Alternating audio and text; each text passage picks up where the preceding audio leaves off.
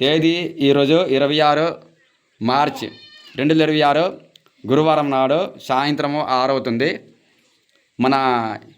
మాది వంగర గ్రామము. ఇక్కడ హిందువులు మతం మారిపోతున్నారు. ఆ మతం మారిబడికి గురవ్వకుండా మా ఎలిమెంటరీ స్కూల్ పిల్లల్ని మతం మారకుండా మోటివేషన్ చేస్తున్నాను.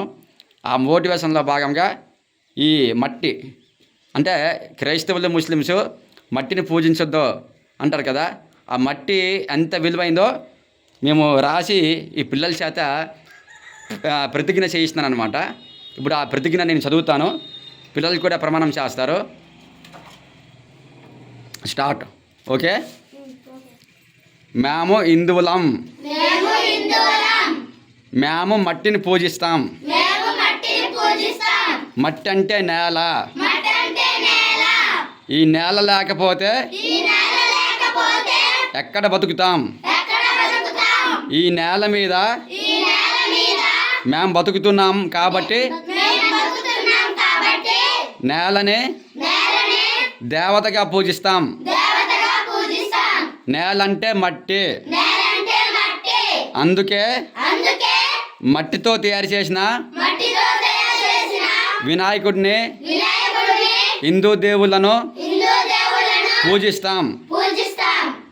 నువ్వు అంటే క్రైస్తవులు అనండి. అంటే క్రైస్తవులు మీరు నేల మీద జీవిస్తున్నారు కాబట్టి మీరు కూడా నేలని పూజించాలి.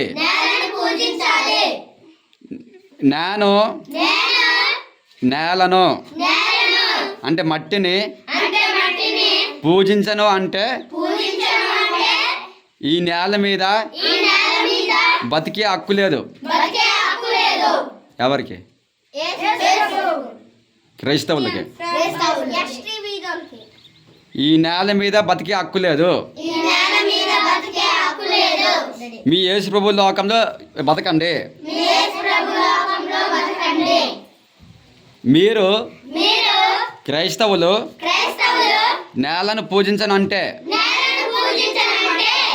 ఈ నేల మీద పండే ఆహారం ముట్టుకోవద్దు. మీ యేసు ప్రభుకి ఆహారం అడుక్కోండి. ఆహారం అంటే ఈ నేల మీద దొరికే పళ్ళు, కూరగాయలు, ధాన్యము, చింతపండు, పప్పు, ఇలా అన్ని రకాలు ముట్టవద్దు, తినవద్దు కూడా. మీ యేసు ప్రభు లోకంలో పండినవి తినండి.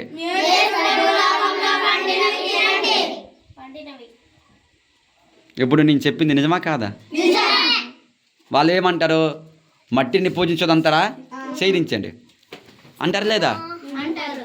మరి మట్టిని పూజించొద్దు అన్నప్పుడు ఈ మట్టి మీద పండే ఈ కూరగాయలు కానీ దానం కానీ ఎందుకు తింటున్నారు? వాళ్ళు తినకూడదు కదరా? తినకూడదు కదా?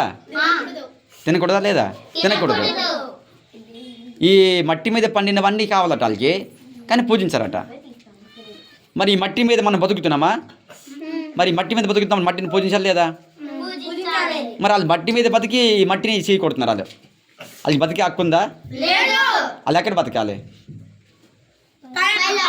యేసు ప్రభు పరలోకమో యేసు ప్రభు నరలోకమో ఎక్కడ బతకాలి? వాళ్ళ ఇష్టం అది.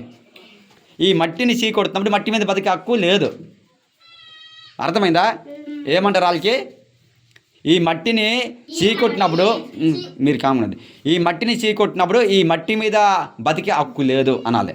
అనండి ఒకసారి అనండి. ఎవరికల్లా అనండి. చీకొట్టినప్పుడు మట్టి మీద బతికే హక్కు లేదు. మళ్ళీ అనండి.